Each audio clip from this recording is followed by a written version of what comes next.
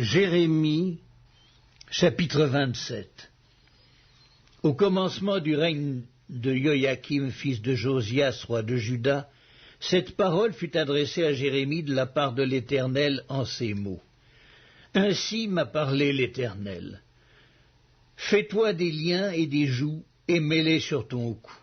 Envoie-les au roi d'Édom, au roi de Moab, au roi des enfants d'Ammon, au roi de Tyr et au roi de Sidon, par les envoyés qui sont venus à Jérusalem auprès de Sédécias, roi de Juda, et à qui tu donneras mes ordres pour leur maître en disant « Ainsi parle l'Éternel des armées, le Dieu d'Israël.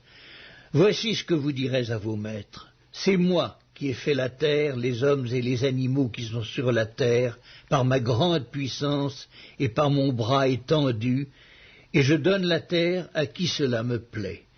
Maintenant je livre tous ces pays entre les mains de Nebuchadnezzar, roi de Babylone, mon serviteur. Je lui donne aussi les animaux des champs, pour qu'ils lui soient assujettis. Toutes les nations lui seront soumises, à lui, à son fils et au fils de son fils, jusqu'à ce que le temps de son pays arrive, et que des nations puissantes et de grands rois la servissent.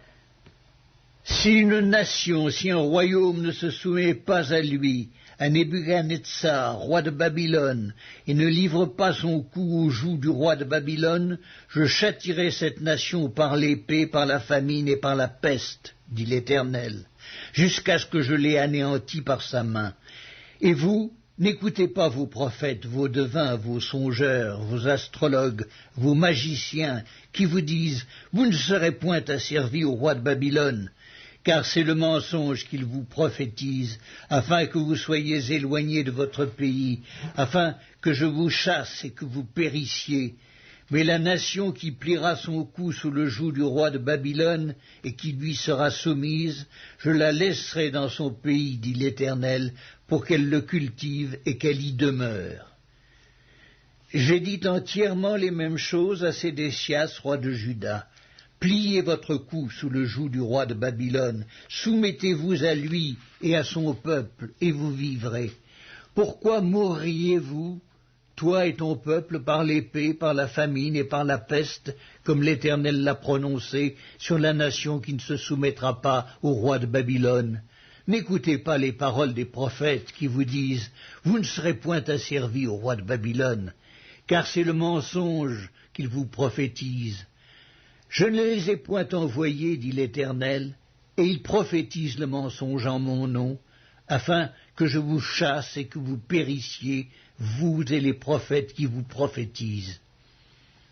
J'ai dit aux sacrificateurs et à tout ce peuple, ainsi parle l'Éternel, n'écoutez pas les paroles de vos prophètes qui vous prophétisent, disant, voici, les ustensiles de la maison de l'Éternel seront bientôt rapportés de Babylone, car c'est le mensonge qu'ils vous prophétisent. Ne les écoutez pas, soumettez-vous au roi de Babylone, et vous vivrez. Pourquoi cette ville deviendrait-elle une ruine? S'ils sont prophètes, si la parole de l'Éternel est avec eux, qu'ils intercèdent auprès de l'Éternel des armées, pour que les ustensiles qui restent dans la maison de l'Éternel, dans la maison du roi de Juda et dans Jérusalem, ne s'en aillent point à Babylone.